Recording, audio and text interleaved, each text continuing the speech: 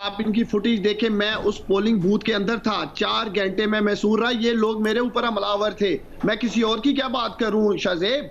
ये उस polling station के बाहर अपने लेके गुंडे मेरे ऊपर हमला करना चाह रहे थे। मैं उसके अंदर 4 घंटे रह के आया हूं। डिग्री कॉलेज की आप फुटेज मंगवाएं अपने रिपोर्टर से, जियो के उमर इजाज आपका रिपोर्टर है, उससे पूछे। आपके अपने पास है तो आप भी भेज दीजिए, मैं रिपोर्टर से भी कह देता हूं। और एक अभी ट्वीट मरियम पोलिंग स्टेशन के अंदर क्या कर रहे थे ये 4 घंटे वहां पे क्यों बैठे थे ये? उस्मान डार साहब, आप वहां से इन्होंने हारना था 5000 वोटों से।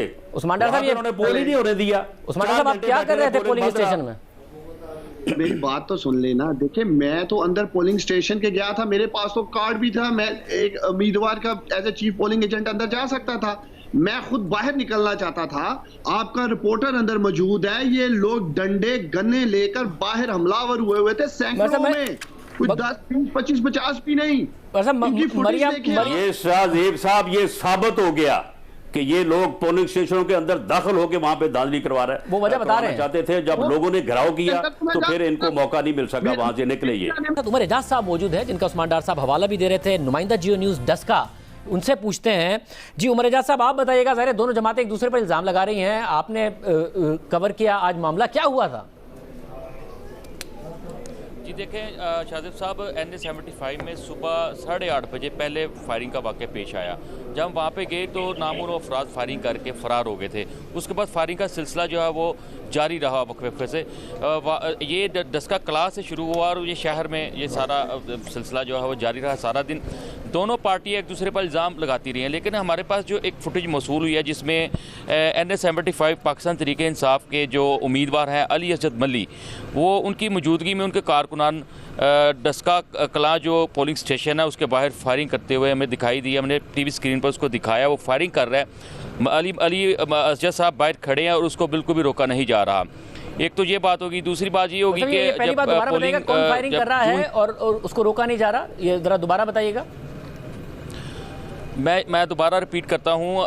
पाकिस्तान तहरीक इंसाफ के जो उम्मीदवार हैं अली असद मल्ली गवर्नमेंट हाई स्कूल डस्का कला के पोलिंग स्टेशन के बाहर वो उनका कारकुन फायरिंग कर रहा है AK-47 के साथ, और साथ मली साहब खड़े हैं, गपशप कर रहे हैं अपने वोटर सपोर्टर्स के साथ, और फायरिंग मुसलसल किए जा रहा है। पुलिस भी मौजूद थी लेकिन उसको रोका नहीं गया।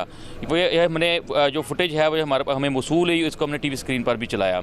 इसी तरह शहर भर में मुख्तलिफ मुकामात पर फायरिंग होती रही। पोलिंग के अमल को रोकने के लिए उस पोलिंग का अमल काफ़ी सुस्त रवि का शिकार रहा। कहीं पर कोरोना SOPs की खिलाफ वर्जी की वजह से पोलिंग बंद कर दी, कहीं पर फायरिंग, कहीं पर दोनों जमातों के कारकुनान आपस में जो है वो हाथापाई होते रहे। इस तरह का ये सिलसिला जारी रहा। मैं आपको बताता चलूँ कि टर्नओवर देखने में तो बहुत ज़्यादा था, लेकिन वोट बहुत कम कास्ट हुआ है इन वजूहात की वजह से। हमारी जो बात हुई है असद मली साहब से, उन्होंने इल्ज़ाम लगाया कि ये नून लीग वाले फायरिंग कर रहे हैं, जबकि जो नून लीग के उम्मीदवार हैं सैयदा नौशीन, वो कहती हैं कि PTI के कारकुनान ने फायरिंग की है पोलिंग के अमल को रोकने के लिए। हमारी इस हवाले से पुलिस से भी बात हुई है, लेकिन पुलिस ने हमें अभी तक जो है वो कोई वाज़ेह मौक़िफ़ नहीं दिया। पुलिस का इस मामले से लाइलमी का इजहार किया गया है पुलिस की जानिब से। मेरी जो बात हुई है DSP डस्का रमज़ान कंबो से, उन्होंने मुझे वाज़ेह तौर पर कहा है कि मुझे इस बात का कोई इल्म नहीं है। मैंने उनको बताया जी फायरिंग के वाक़यात हो रहे हैं, नामालूम अफराद फायरिंग कर रहे हैं, किसी नामालूम अफराद के खिलाफ मुकदमा दर्ज किया गया है, या जो फुटेज में 2 मोटरसाइकिल सवार मुसल्लह अफराद नज़र आ रहे हैं उनको आइडेंटिफाई किया गया है। उन्होंने वाज़ेह तौर पर कहा है कि आप कैमरा बंद कर दें, और मुझे इस चीज़ का कोई पता नहीं है, मैं इस पे बात ही नहीं करना चाहता। जी उस्मान डार साहब, आपने उमर एजाज का हवाला दिया था, ये उमर एजाज ने बताया। देखिए, एक तो उमर एजाज से पूछे, ये मेरे साथ ही अंदर थे जहां मैं 3 घंटे में शुरू होकर रह गया था। इन्हें पूछे मैं अंदर क्या कर रहा था। आराम से एक कुर्सी पे बैठा था बाहर जाने के लिए कि ये किसी तरह हटे PMLN वाले और हम बाहर जाएं। इनसे पूछे उसी पोलिंग स्टेशन पे, इन्होंने दावा नहीं बोला हुआ था। जी उमर एजाज, मैं जरा फायरिंग वाला सवाल करता हूं, बिल्कुल अगर आप बता दें। जी बिल्कुल शाहजेब साहब, मैं इस पे आपको वाज़ेह करता चलूँ। उस्मान डार साहब, अली असद मली साहब और इनके साबिक MPA जो है वो बिल्कुल पोलिंग स्टेशन के अंदर मौजूद रहे हैं। बाहर की आपको सूरत हाल बताऊँ, मैं फुटेज भी आपको प्रोवाइड कर सकता हूँ। बाहर PTI के कारकुनान गेट के साथ थे, उसके सड़क के दूसरी पार मुस्लिम नून के कारकुनान थे। दोनों के दरमियान शदीद नारेबाजी होती रही है। दोनों कारकुनान के दरमियान शदीद एक दूसरे के खिलाफ नारेबाजी करते रहे। डार साहब अंदर मौजूद रहे हैं। पुलिस स्टेशन के अंदर पोलिंग का अमल बंद था उस वक्त। जी नहीं, मगर ये जो नारेबाजी होती रही है इसमें बाहर अगर वो अंदर बंद रहे हैं तो इसकी वजह ये थी कि नून लीग के जो रहनुमा थे वो बाकायदा तौर पर उन्होंने ऐसी सूरत हाल पैदा कर दी थी कि उस्मान डार साहब निकल नहीं सके, वो बाकायदा तौर पर अंदर इतना लंबा अरसा उन्हें टाइम गुजारना पड़ा ना।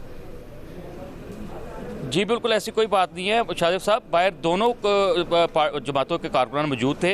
हम लोग भी इजीली बाहर से अंदर आ जा सकते थे अगर वो बाहर जाना चाहते तो इसमें कोई ऐसी हर्डल नहीं थी। वो जाना आपने कारकुनान बाहर मौजूद थे। उस्मान डार साहब आपने कहा था कि उमर एजाज से पूछ लें। उमर एजाज साहब दो बात बता रहे हैं, एक तो कि कारकुनान दोनों के मौजूद थे, आपके भी और नून लीग के भी, और दोनों के वाकई आमने सामने आए हुए थे। और अली असजद मली है, उनका जो कारकुन साथ था उसने फायरिंग की है AK-47 से और पुलिस को कुछ पता नहीं। देखिए, जहाँ तक तो वीडियो की ये बात कर रहे हैं, मैंने वो फुटेज नहीं देखी या मैंने वो वीडियो नहीं देखी है। इसके ऊपर बेहतर अली असजद मली बता सकते हैं कि जो भी गार्ड्स का ये जिक्र कर रहे हैं उन्होंने फायरिंग की है। ज़रूर इंतज़ामिया को नोटिस लेना चाहिए अगर किसी ने भी फायरिंग की है। देखिए, ये तो काबिल दफा ही नहीं है कि अगर यहाँ 2 शहादतें हो गई हैं, 8 वर्कर जख्मी हो गए हैं, किसी जमात की तरफ से भी फायरिंग की गई है, चाहे वो राना सनाउल्ला चाहे मैं नहीं समझता राना सनाउल्ला भी इस बात को सपोर्ट करेंगे। पुलिस ने किसी नामालूम के खिलाफ भी नहीं कोई FIR काटी है। वो तो फायरिंग हुई है 20 मील दूर। नहीं, मगर राना साहब आप जरा मुझे, अगर उस्मान डार साहब से बात करें वो आपको इंटरप्ट भी नहीं कर रहे हैं, वो आपके ऊपर शाउट भी नहीं कर रहे हैं, मगर आप करें मुझे उस्मान डार साहब, मगर जो आपने दावा किया था वो बता रहे हैं तो पुलिस ने कोई भी कार्रवाई नहीं की है। अली असजद मली के साथ अगर बंदा था, रिपोर्टर्स ने देखा है, वो बता रहे दोनों के कारकुन थे। आप तो जो अकाउंट पेश कर रहे थे उसके मुताबिक आप अंदर नजरबंद हो गए थे, वो दोनों के कारकुन बाहर मौजूद थे और जो फायरिंग हुई है वो आपके रहनुमा अली असजद मली के कारकुन ने की है। देखिए,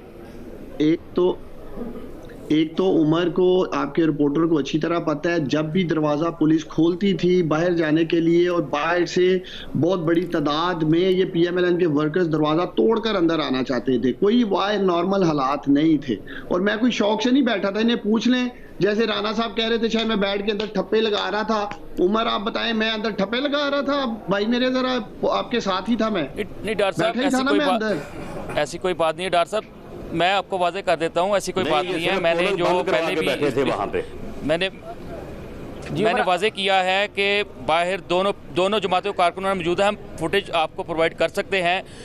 गेट के आगे PTI के कारकुनान थे, हम आइडेंटिफाई करके आपको दिखा सकते हैं। उस गेट के दूसरी जानिब जो है नून लीग के कारकुनान थे। दोनों के दरमियान शदीद नारेबाजी थी और दोनों जमातों के कारकुनान अंदर आना चाहते थे। मगर डार साहब कोई ठप्पे तो नहीं लगा रहे थे, ऐसी तो कोई इल्ज़ाम नहीं लगाया जा सकता कि डार साहब अंदर ठप्पे लगा रहे थे।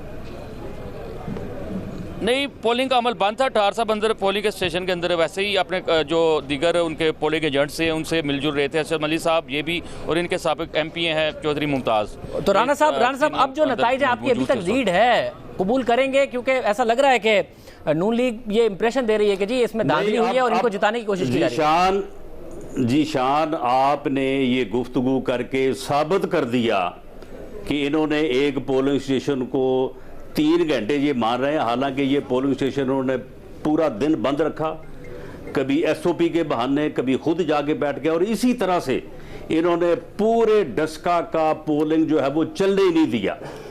और फायरिंग जो लोग कर रहे थे वो इनके लोग थे, वो सिर्फ खौफ व हरास फैलाने और लोगों को